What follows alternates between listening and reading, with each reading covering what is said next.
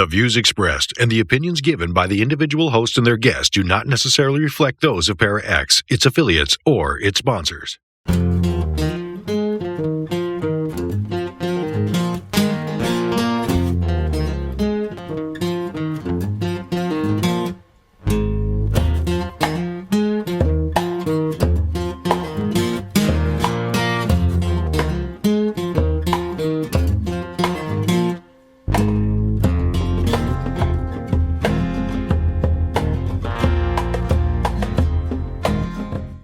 Welcome to He Said, She Said, the Cryptid Show. I'm Tommy Cooper, and this is Stephanie Langer. How you doing, Stephanie? I'm doing great tonight. How are you, Tommy? Excellent. How's the weather in Good. snowy Minnesota? Snowy Uh, as always? Snowy? Yeah, it's really pretty up here. We needed some new snow, and you know what? The moon is full tonight, so I said, I'm unsupervised. We never know what might happen tonight. Yeah, this is a good time. This is This is a good time. This is a good time. So, do you want to introduce our guest since you know him the best? Can I say the legendary Greg Squatchman Yost, the coolest guy in the world of cryptids, and I'm so proud to say my friend. I've had a chance to hang out with Greg at some length. Great guy, one of my favorite people I've met on this journey. How you doing tonight, Greg? Hey, Tommy. Hi, Stephanie. Hi. I'm doing great. Doing great, man. Just got back from a camping trip. Kind of burnt out, but I'm ready. Nice. Yeah, awesome. Well, thanks for coming on the show when you're just getting back from a camping trip. Is it cold where you are? Yeah, I'm in Indiana. It was snowing too here. Yeah. Yeah, we like doing it. It's nice getting out there in the wintertime. All the leaves are dead. Yeah, you really see the face of the earth and all the creatures that walk on it. Yeah, squatching is one of my most favorite times to be in the wood, and squatching too. Tommy, you and I have talked about that too. And part of the reason is that there is no leaves, there's no foliage, it's bare. You can see the earth, you can see, like we were out on the swamps last week, and it's just flat, instead of all the reeds, it's just flat and gorgeous. So I'm with you. I love winter squatching for sure. How's the addition of the newest member, the little squatcher at the Yost household, affected things, Greg? I know you've got a little grandchild now. Yeah, well, actually, she's added instant success with the team. We were out there a couple months after she was born, and they were playing drums down by the creek. Man, you could hear it, a rhythmic drum beat. We could only think that was welcoming baby Sarah into the family, and she really loves it out. She loves it out in the woods. She never cries or nothing, just so happy. It's amazing. I can only imagine where that's taken everything to. The thing about being in the woods with you is it's always such a warm experience. And I have to say publicly, you're the only person I've ever walked in the woods with that talks to the forest, and then the forest talks back. I've never seen anything like it. Thank you. You're right. Like you said before, you called me the chosen one. I really feel I am. Some doesn't. Yeah. When we got to the camping trip Friday, I got there about 5:00, and a friend of mine and his daughter, Bob, he's 75 years old, and he loves it just like me and you and Stephanie. Man, we love it, and he likes coming to my camping trips. So anyway, he goes, have you been back at the gifting stump? Did you put them rocks back there? And I'm like, no, man. I go, last Saturday night, I gave some granola bars, and I came back Tuesday to see if they were gone. They were gone. There was nothing on the stump. So he goes, man, you got to get back here and look at this. So I went back there, and it was 15 polished black stones. Yeah, matter of fact, I got them right here. Yeah, 1 second. I don't know if you That's can see awesome, and that. it doesn't. Yeah, but there were 15 of these in a circle around the tree stump. And right in the middle was this geo rock. You see that? And that was right in the middle, and it had another black stone on it. And it had a stick right next to this, a Y stick representing me, about a 6-inch stick. I got the pictures of it. You've probably seen them. And this is the most beautiful gift I've ever received. And then I had about 13, 15 people there. And one of the guys said, "Hey, look at the snowflakes. You know how, like, if water or rain gets on a rock, it's just going to flatten out? But when the snow was beating up on these rocks, because it had a greasy substance to them. I mean, I feel grease on my finger right now from holding that rock up. So that's pretty good evidence that the Sasquatch, they handled these, and because they're all greasy, every one of them, and they took great lengths to make these beautiful for me. They're polished up. They got a gloss to them. It's just amazing, man. I mean, it made my whole weekend just seeing this. And now comes the hard part. Was it just a simple gift going, "Hey, man, we love you"? Yeah, I figure the rock here in the middle was representing me with a rock on top of it. And they was all circling me, 15 of them. And was that just a gift saying, "Hey, that we put you up on a pedestal? We love you as much as you love us"? Or is it trying to get something deeper, some kind of message, or some kind of meaning that like I told you before, nothing's cut and dry in this business. They give you clues, but you got to figure what the clues are. So that's my dilemma now. But I did take them all. Yeah, I got them all in this bag here. 15 rocks. You got small ones, big ones, and a couple of buddies up there said it might represent, the family up there. 15 of them. We had bigger ones, smaller ones, medium-sized ones, and each one might have represented one of the forest people. But whatever the case is, it was a beautiful, beautiful present, Tommy and Stephanie, and it's the best one I've ever got. And I'm just simply awed and shocked by it. Okay, so we have a lot of people in our chat room, and one of the questions from Karen said, "How do you know that these rocks are from Sasquatch and not from just someone walking through, like a human put them there?" Well, that was easy to assess that question because we asked ourselves when we found them. For one thing, this is a very deserted campground in the summertime, more or less the winter time, and there wasn't anybody in the campground. I went up there Tuesday. They wasn't there. It rained for 3 days, Mm. and then it snowed Friday when we got there, and we did not see no evidence of. It was real muddy up there. We didn't see no boot tracks, no evidence of humans. Like I said, a pretty deserted campground. But even with that said, as soon as I seen it, I can tell, and it looked very, very squatchy. I don't think a human would have the ability to make this beautiful thing. But the kicker was, the Y stick sticking in the stump right by the geonoid here that was perfectly in the middle. And only me and my son and a few people know that they leave us Y sticks because of my name, Yost.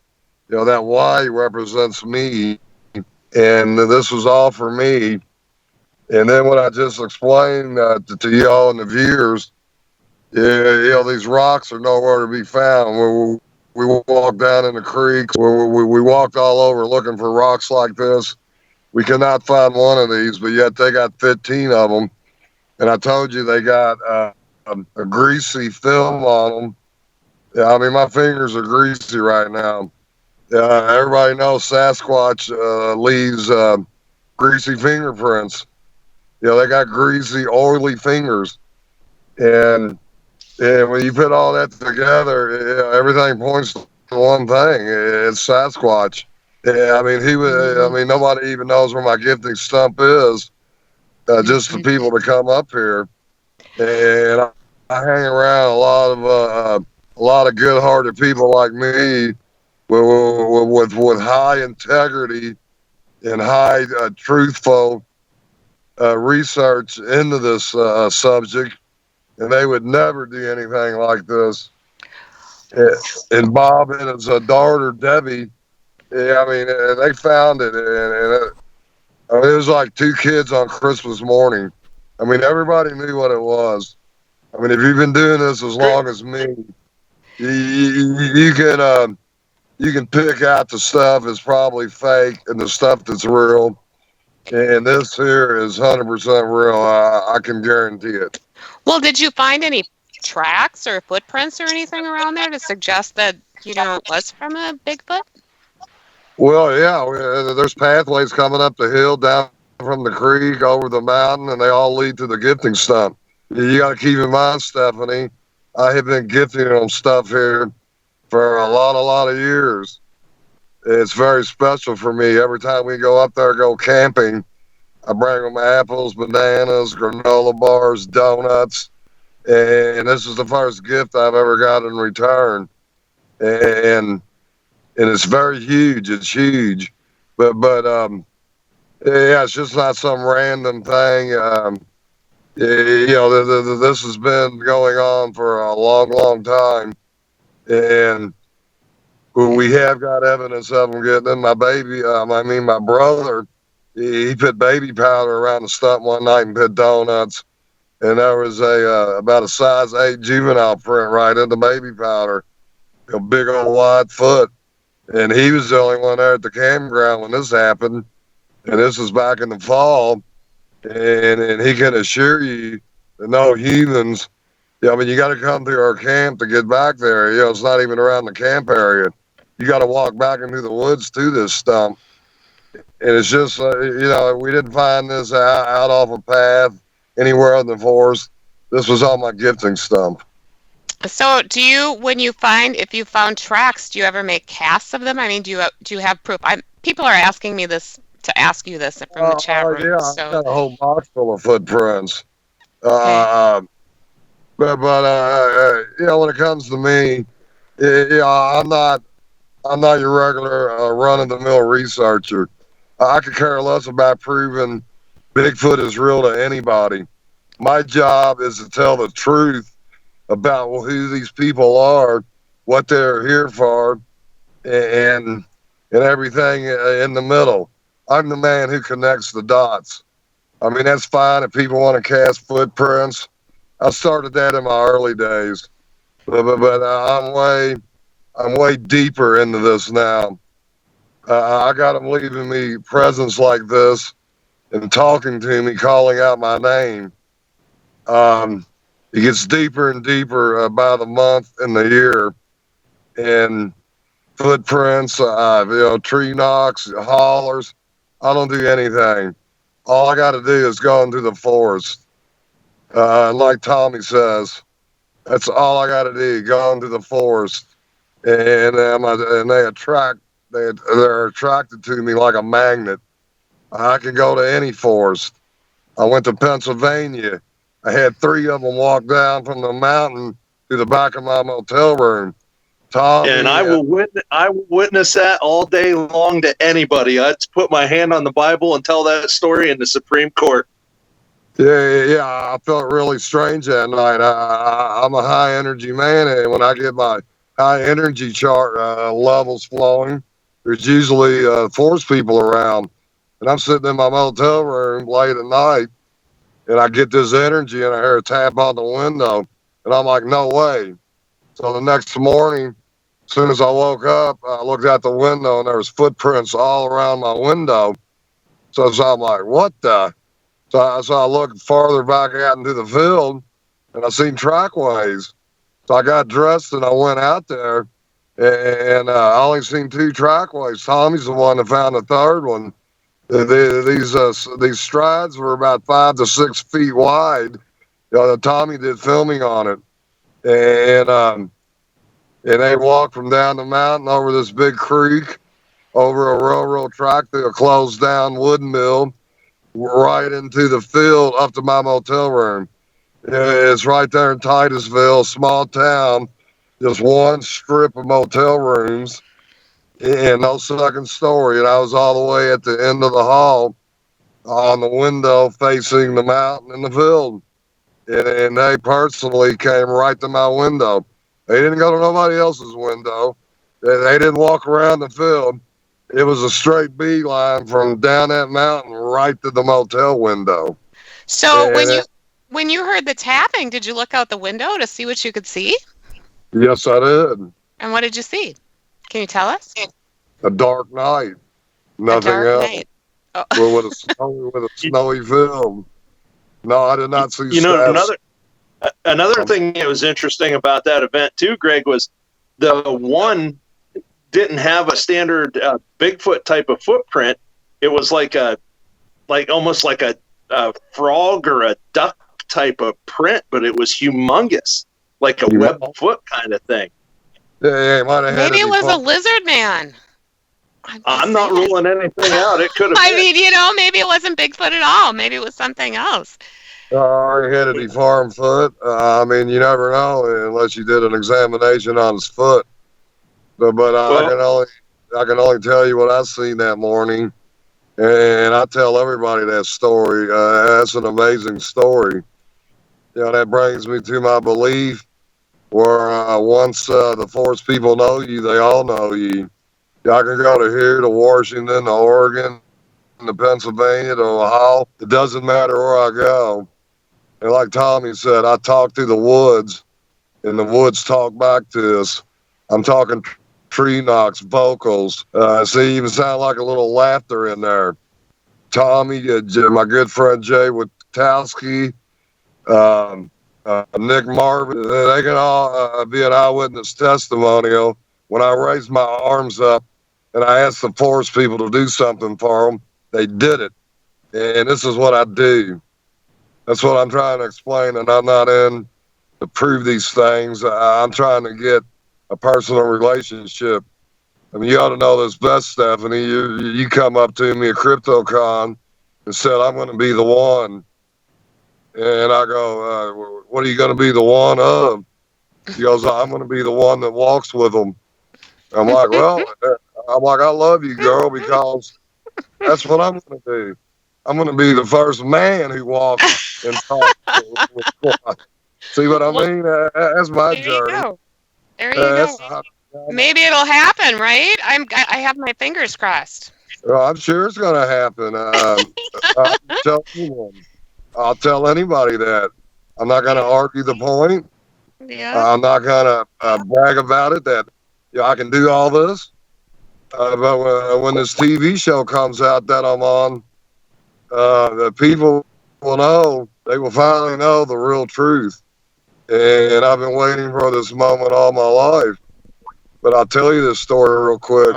Now, something popped up on my screen. Well, actually, it was the same CryptoCon Stephanie was on down there in Kentucky, man. And there was a Canadian TV crew filming a bunch of big shot Bigfooters, the celebrity Bigfooters, and they was Native Canadian Indians, 3 women and 2 cameramen. And they come up to me and said, hey, everybody's been talking about you. They say you're the man we need to talk to. And I'm like, well, whatever. Again, I don't claim to be anybody, but the man who knows the truth. So I went in this big glass room, all lit up. I mean, very professional. And they said they were from the biggest cable company in Canada. And they were doing this series. Was it that Red Earth, Greg? Because they interviewed us too, but they said because it's only on in Canada, I've never seen it, so I don't know if it ever came out or what the scoop was on that. But they talked to us as well. Hey, well, we're glad you brought that up because it's only going to be in Canada, but it will filter down here. And this was back in 2018 when they did this, and they said it will not be out till 2020. They didn't get or anything. But this is the year it will be out. But anyway, the mind-blowing event to all this, after the interview and everything, then they loved my interview. And then they asked me where they're going back to Canada Monday, and if they could meet me at my forest for a couple of quick interviews about some of the tree structures and stuff. So I met them all up there. They were up there right at 9 o'clock, all dressed up for a TV show. And here's old Squatchman and son of Squatchman in her camos. So we take them out, show them a couple tree bowls. I mean, they're just loving it, man. We're doing the interviews by each structure. So we get to the superstructure, which I feel is like a church and everything. And, they were really amazed by it. And I'm trying to rush through this. I know you only got an hour. So, so the girl, the producer and the host, she goes, well, how do you, how do you get so close with these people? What do you do? What makes you stand out above these others? She goes, we never heard stuff like you're telling us. And she goes, what's your comparison to what you do with the native Canadian Indians? What do y'all have in common? And I'm like, well, look, man, I don't know any Native Canadian Indians. I haven't met one in my life. I can't tell you anything about them and their relationship with the Sasquatch. All I can speak about him is me, what I know. I'm sure if they're good-hearted people with good intentions and good souls and respect for them, I'm sure they did have great encounters with them. But again, I can't speak for something I don't know nothing about. So with that said, she goes, well, what do you do? So I go, I do. So I walked about 10 feet in front of them. I raised my arms up. And I said, these great people from Canada have come all the way here to see if they could see any proof of y'all's existence. I go, can you please show yourself to them? Give them a glimpse. I pray to you through God and through Yahweh. Could you please do this for the people? Nothing. I started getting tingle. I started getting that energy like I was telling you about it in that hotel room in Titusville. I mean, it was really building up, and I knew they were close. So again, with my arms up, they're filming all this. I go, okay, hey, no problem. I know how you guys are bashful, but if you don't want to show yourself, how about a nice, good vocal? Immediately, as soon as I got done saying vocal, the best call I've ever heard in my life come at us from about 30 feet in front of us. And it was so loud and beautiful. And the lady Megan, she was almost tall as me, a real tall Native Canadian Indian girl, very attractive lady. And she was a sound lady. She had this big hairy microphone that was over me. So immediately I looked at her and I said, is that on? She looks down, she goes, oh my God, no.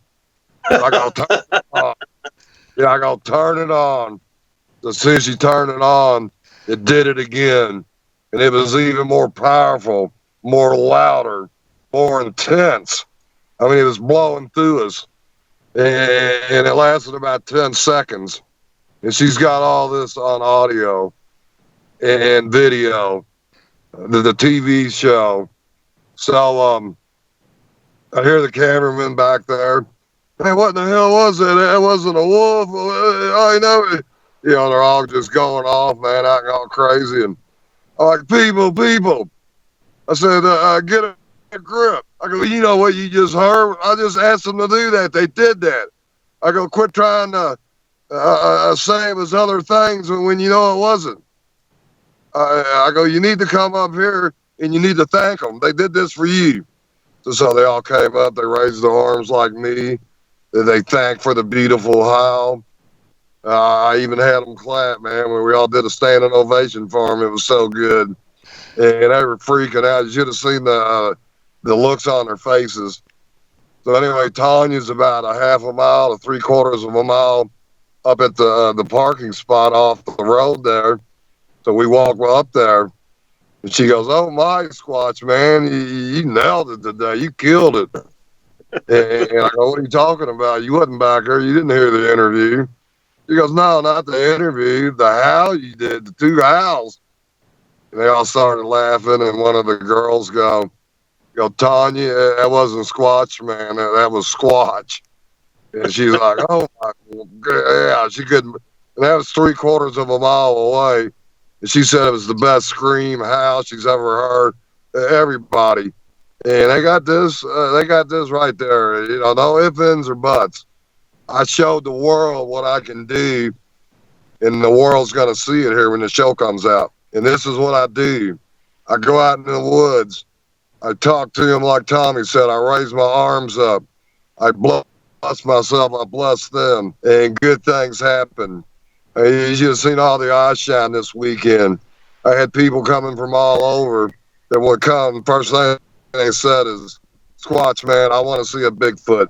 I said, well, I cannot promise you that. I go, that will only come to you. All I can do is put you right in the middle of them and pray that you will. And if you do what I say, your chances are good. Most people that come here, they do leave seeing a Bigfoot. Greg, how important is the condition of a person's heart when you go into the woods? It means everything, Tommy. You're blessed with a good heart. You're either a good man or you're a bad man. You're a cold-hearted man or you're a good-hearted man. And I was born and raised a good-hearted man. I've always respected the woods and the wilderness and all the creatures that dwell in it. I respect people. And no matter how much I may not like somebody, I do never say I hate him, I hate her. Yeah, hate's a very bad word. And I try to spread peace and love through my energy and my power that I put off. Like I said, I'm a very powerful man, and this comes with having a good heart. I can feel bad people. I can pick up on them anywhere, in the store, in the restaurant, and there's a lot of bad people out there, and they don't have good hearts. But I firmly believe, like I told you when I was in Titusville a couple years ago, you can go out all you want looking for Bigfoot, but when it's all said and done, and then at the end of the day, if you don't have a good heart, you're not going to find them, and you shouldn't be out looking anyway. I mean, I go out to look at the stuff they make and everything, and if I see one, so be it. But I always tell people, they will find you. If they pick you, they pick and choose who they want to see. And usually it's children because they're innocent. They got good hearts. And a lot of people go out there and they don't believe in them. Or yeah, I'm going to shoot one. Or yeah, I'm going to put one in a cage. Or yeah, I'm going to get that money shot. I'm going to be rich. I'm going to be rich and famous. Yeah, I'm going to get a video better than Patty. Everybody's got their own agenda, their own intentions. And that's what they love about me. My agenda is my heart and my love for these people. And it breaks my heart, man, when I hear all these stories about people trying to make them out to be monsters and stuff. Yeah, I got news for anybody listening here. I don't care what people telling their stories or this or that. I will never buy into that. All these people, oh, I was almost killed by a Bigfoot, or I got in a fight with a Bigfoot. Hey, most of them stories are probably tall tales, man. Hey, up there at the bar listening to fish stories. Because if a Bigfoot wants you, man, he's going to break you in half like a stick, man. Yeah, you ain't going to fight one or run from one, and all these things about missing 411, the hunting, where all these hunters, they go out. Well, I never heard somebody say, I bet you that hunter took that shot at that Bigfoot. Yeah, you're never going to see that hunter again. You try to shoot a Bigfoot, man, you sign your death certificate. You ain't coming out of them woods alive. And you're going to find out in a big hurry. They don't run solo. They always run in groups. Yeah, exactly. Big groups. I told you, up on UFO Mountain, I seen 15 of them in a UFO that night. I mean, they hang in very large groups. And if you mess with one of them, yeah, it's over, man. I mean, you know how they can materialize, right behind you and snap your neck. You won't even see them. Yeah, we got one on my YouTube channel, one materializing out of thin air. Yeah, that's another thing I tell people. Yeah, that they're energy people. It's all about energy with them. And a lot of people want to argue, well, we think they're flesh and blood. Yeah, I'm not in this to argue. I mean, people can think what they want to. But yeah, they can be flesh and blood, and they are a lot because it uses a lot less energy. But the preferred mood of travel through daytime and touchy situations where they don't want people to see them is it's not cloaking, it's not disappearing, it's simply turning back into their natural form in energy orb. You ought to know this, Tommy. You got a good one on that orb a couple months ago. That drew a Thanks, lot. man. And there's only one thing that was. That was a forest person in the orb position, if you will, and you caught him. I caught a couple of them like that. But people, they have a hard time believing stuff like this. The people want to, label it the woo, UFO, paranormal. Again, people can say whatever they want to. Here with Squatchman and Team Squatchman, we like to label it the truth. You know, Greg, 3 years ago, what you said about that orb being a forest person that had changed into a ball of light or what have you, whatever you want to call it, I would have really had a hard time believing that. But I've got to tell you, when I recorded that video, you were the very first person I thought of, and that's exactly what I thought was going on too. Oh yeah, 100%, Tommy. You just don't see stuff like that out in the forest, man. It's unnatural unless it's forest people related. It's just like I told you about. You really bought into that. The tree bowls, from one end of the earth, bowled all over into the other end of the earth, pinned down with logs or whatever, and they make energy bowls. It takes a lot of energy to travel around in orbs, and they get under these tree bowls, and energy gets magnetized into their bodies. It's a complete circle of energy. It's kind of like a recharging station for them. That's what I believe that's all about. And again, people have a hard time believing this, but I really don't know why. That these people aren't. They're not an animal. They're not a big undiscovered monkey. It's as simple as they're people just like us, made by the same God. We may not look alike, we may not live alike, but when it comes down to it, we are all people created by one God. We don't have one God for one solar system, another God. We have one God for the whole universe. And in the Bible, God says He created 8 mansions. One of them's for us, the humans. I have never heard anybody. I talked to Jason about this, or Jay the other day about this. Where's the other 7 mansions for? Well, I think one of them is for the forest people, one of them is for the gray people, and so on down the line. All these things people are seeing, they're all God's creations, and good or bad.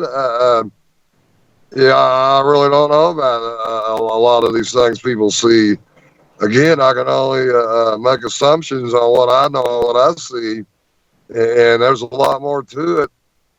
I always like to tell people, science can label and get DNA samples on a titmouse, probably the smallest mammal known to man. There might be smaller ones, but that thing's a little bitty mouse. I've seen them not even a half-inch long, but yet they can't get a blood sample and a DNA sample on something 10, 12 feet tall that weighs 1,000 pounds or better, and they can't pick them up on cameras. And I mean, Well, but Greg, we have in Minnesota here, they say that they have captured Bigfoot.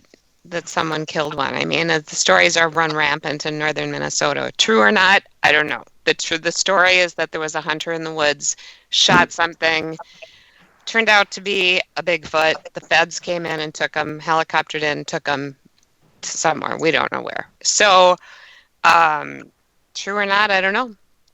Everywhere I go up in northern Minnesota, I hear the same story, told in a little bit different way, but the same story. So, very interesting. And they say there's a lot of people out there that have, I think there's more out there than what is we know about for sure.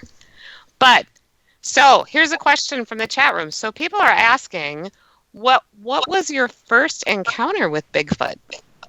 Well, I like to call that my awakening and my test to see what kind of man I really was. And that was back in 2002, November. It was 2 days before Thanksgiving.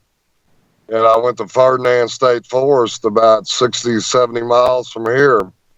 My mother's from that town. It's like a little town like Titusville, a little bigger, to give you an idea. But my grandfather helped build and design the state forest in 1933.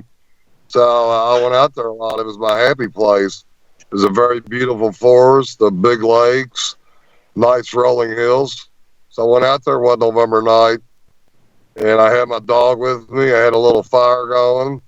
I brought some wieners, a couple cold beers. I was having a nice, cool, crisp November night. I was off all week, and I knew nothing about Bigfoot, nothing of it at all, other than seeing that Patty film in The Legend of Boggy Creek, scaring the jeepers out of me and my girlfriend back in high school when when the arm went through the outhouse. It's like, what? No. But anyway, other than that, I thought, I had no opinion. I didn't care, nothing. Just get that point across. I wasn't into this stuff then. So I'm sitting there at the picnic table, a nice quiet night.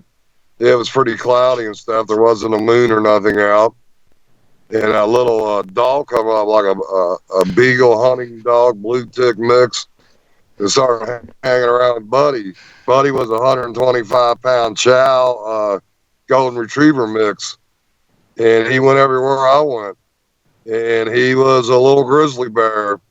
He was one bad dog. He never met a dog he didn't want to whoop. So one of them kind of dogs. So anyway, we're playing around. I got a little fire going. I mean, awesome night. Then out of that stillness, I hear him. It sounded like a Sherman tank coming down off this hill. And I was down in this area where there's a dam there. You had to drive across the dam. There's a little cutout area with 5 picnic tables, 5 fire pits, and a little boat dock. You could pull your boat in there into the water. This was November. There wasn't nobody in the forest, just me, my dog, and this other dog. So I hear this thing, man, getting closer, sticks breaking, branches breaking. And, I'm just sitting here, man, freaking out, man. What's going on here? I didn't know what to think, Stephanie.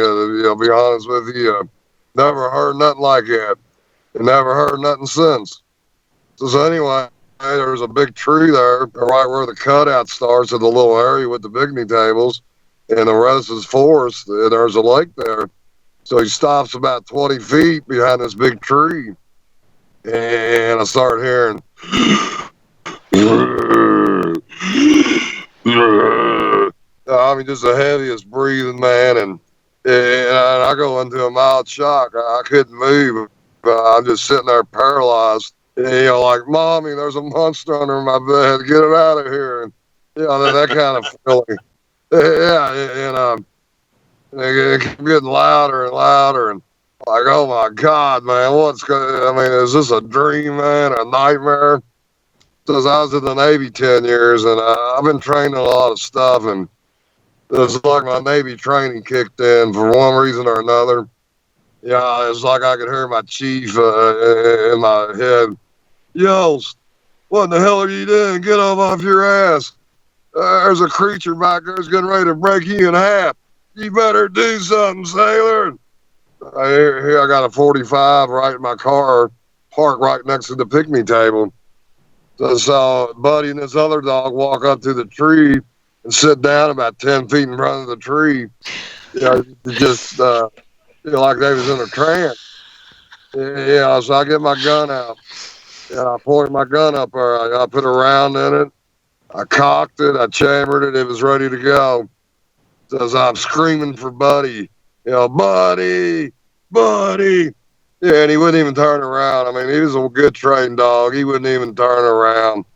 So I'm like, oh no, this can't be happening. So as I hear this thing up here, and I'm like, man, well, what am I gonna do? So thing. I was like, hey, look, I don't know what you are, who you are. I go, you come around that tree, man, and mess with my dog. I'm gonna pump you full of lead, dude. I got a Colt 45 here. And I started getting mean, started getting angry, started cussing. I said, I don't know what this is, but I'm here and I don't go down easy. I'm a big man. So I'm inching up towards the tree and I get to Buddy and I can really hear that breathing, man. It's going right through me. I'm right handed. I can't shoot with a left hand and my left arm is not as strong. So I'm trying to pick up a 125-pound dog, put him in my lap, and get back to my car and get out. I mean, I had to get out of there. I sensed death was feet away from me, and I had to get out of there quick. So as I finally get Buddy, I still got my gun pointed up there. I'm talking to him.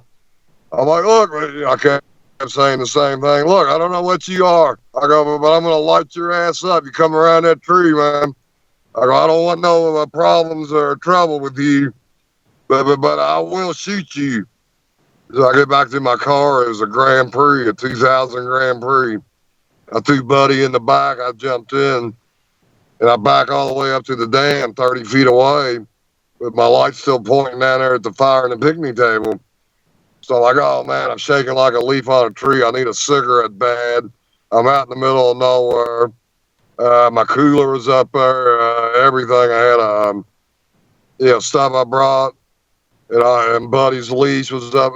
I'm like, man, I'm going back to get my stuff. So as I was going back, I hit my brights, and I didn't want to see what this thing looked like. I was already in panic mode. But I looked up there enough to see a big black hairy arm from the elbow down, wrapped around that tree with 8 or 9, 10-inch long black hair hanging down. And I said, oh my God, man, it is a monster. And so I got out.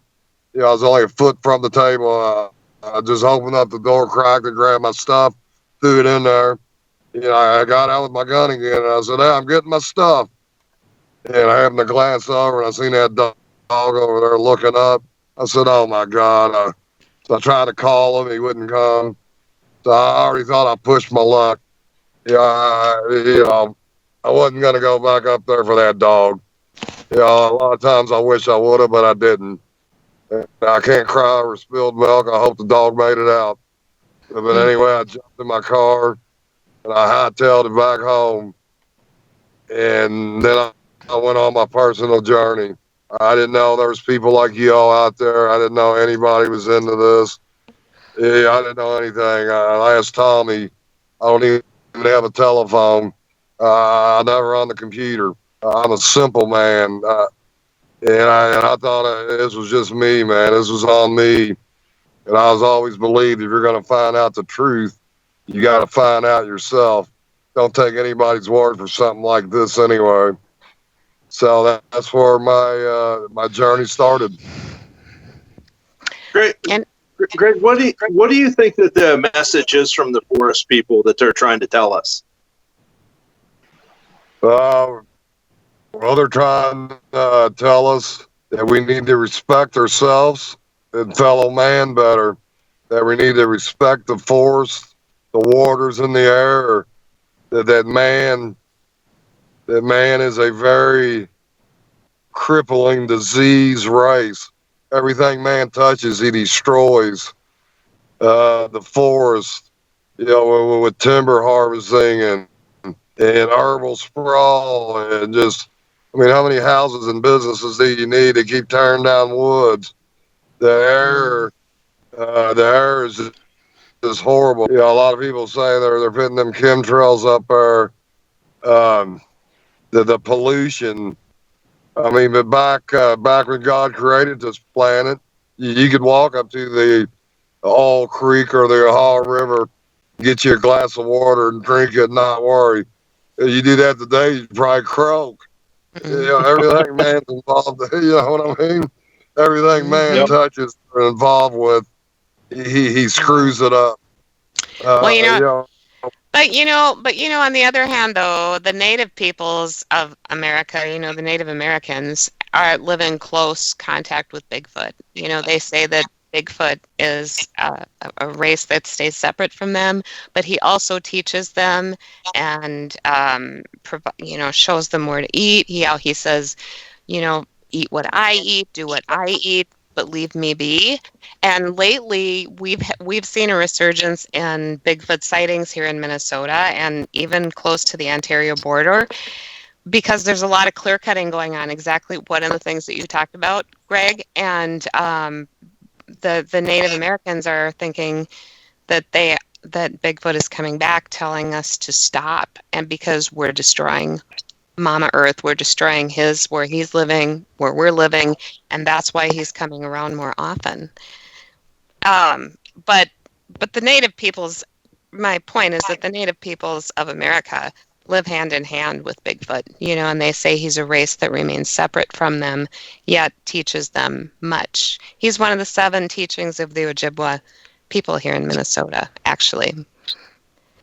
So, yeah, amazing thing. So I don't think all people. I hate to think that all people are scourge of the earth. I think that there are a lot of people who are, but yeah, I definitely think he's trying to give us the message, just like what you said.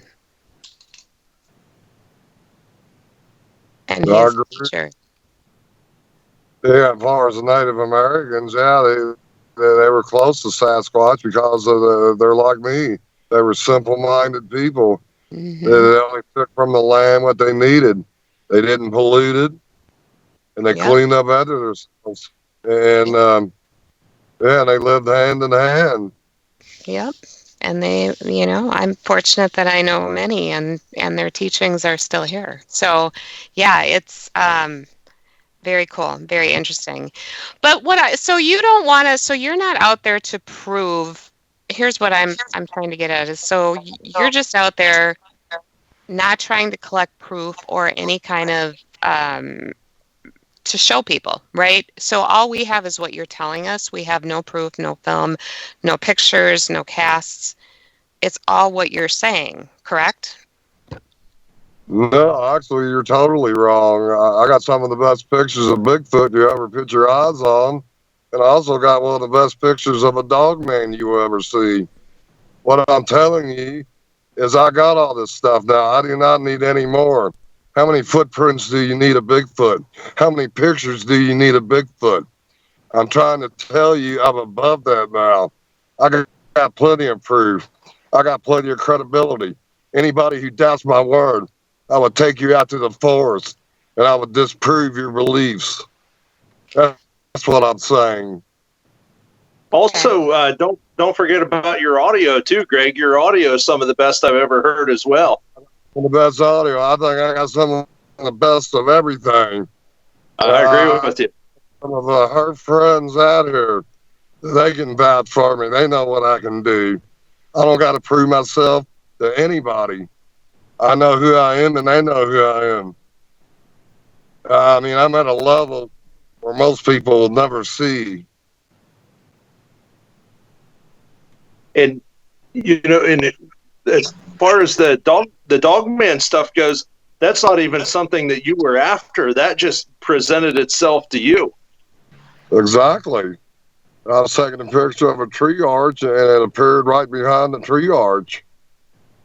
And a lot of people say that's another variety of a Sasquatch. Yeah, I haven't made up my conclusion on that yet. I mean, even though they got big feet and everything, and they're both big, but a Bigfoot doesn't have a snout and ears. So, I mean, yeah, I just don't know. I don't know enough about Dogman to make any, assumptions. But I can tell Are you you about. Oh, are go you ahead. looking are you looking to branch out in your research area, Greg? Or are you going to stay? Are you going to keep going to the same places, or are you looking to expand out and get further away from home, or hit some different areas, or what's your plans for the future? Yeah, well, now you brought it up, that's a very good question, Tommy, because here in 8 months in November, when the Squatchman hangs up his working boots, I'm going to be retired. I turned 62, and I'm taking the Squatchman tour on the road. I'm coming back to Titusville. I'll come to Minnesota and see Stephanie. I'm going out west. I would love it. Come here. Yeah, Absolutely. You're welcome. and I'm going to be free. My working days are over. I'm going to buy a camper. I'm going to live in the camper, and I'm going to have my Jeep. That's the only worldly possessions the Squatchman will own. And I will Right. go to the smallest towns, and I will take people out. I will show them what I can do. I mean, this is my calling, and the best evidence you can give people is let them see it with their own eyes. Just like when I went to Titusville and I left there, and I could truly feel Tommy and all them guys up there were simply amazed at what I showed them. And, anybody can talk. Yeah, anybody can talk the talk, but not very many people can walk the walk. I can do both. That's what, I'm not being rude or mean or nothing. When people want to doubt me or whatever, I'm just telling you, that's the way it is. Yeah, you can either believe it or you can't. And I like to compare Jesus going around teaching people about God. Look how many people laughed at him and didn't believe him. But when it was all said and done, it was the truth. Well, whatever kind of juju you brought when you were in Cryptovania, Greg, some of it stayed behind because my tree structure findings have gone berserk ever since I walked the woods with you, my friend. Hey, that's great, man. It seems like I do that everywhere I go. If you ask me about going to different places, yeah, I will be going, when I retire. But also I go, like a lot of people in Indiana. Hey, come up here, come up. And we go out there and I do the same thing, raise my arms, talk to them. We get immediately vocals, tree knocks. I just blow the people away wherever I go. And I just can't explain it other than what you labeled me, the chosen one. That's all I can say about it, man. It You ain't nothing betcha. special. Yeah, it's nothing special I do. Uh, and I don't, me, I don't believe in gimmicks, guns, or gadgets. It's all about heart with me, man. And it's taken me a long way on this journey. And it's going to take me a long, long way to go until, like I told Stephanie, till I walk with Sasquatch down the creek, hanging out with him. That's what I want to do. And I hope you do. I hope you get that opportunity. Yeah, I hope you get it on video so we can put it on Cryptovania TV. That's right. hey, I will ask him, man. I'm going to ask him. But I found out the you stuff is always better to ask them in advance. Like, hey, you mind if I try to get a picture of you? And that way it's coming. You're not trying to hide it from them.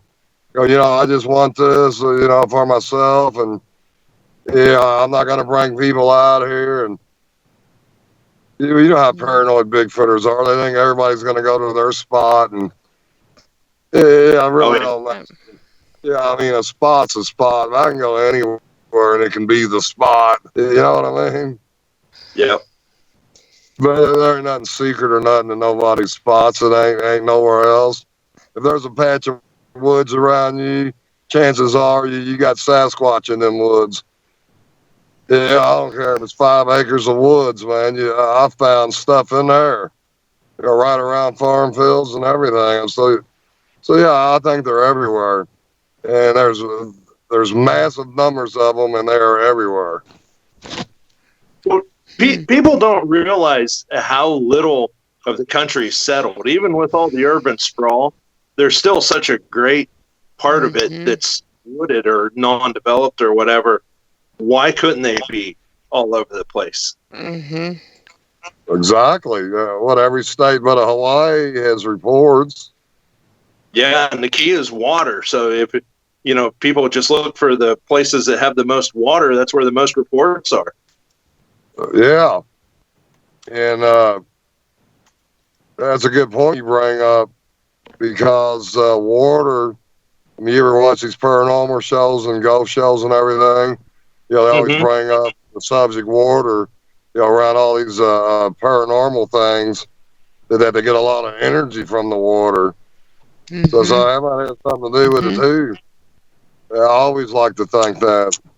Well, we have a lot of water here in Minnesota. Can I just say, land of 10,000 lakes. Yes, 10,000 lakes. Yeah, it's a lot of water. It's the only element. It's the only element that exists in all three states on the earth too: solid, liquid, and gas. Exactly.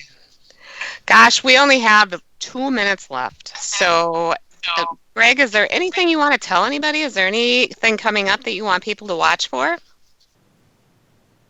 Well, other than that Canadian show coming out, I would love people to see this.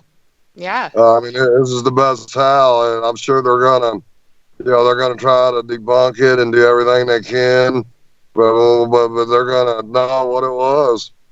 I mean, they just thought it was just too unbelievable. And I told Gigi, how many people can do that? Go out in the woods and ask them to do something, and the answer is from everybody. I don't know anybody that can do that.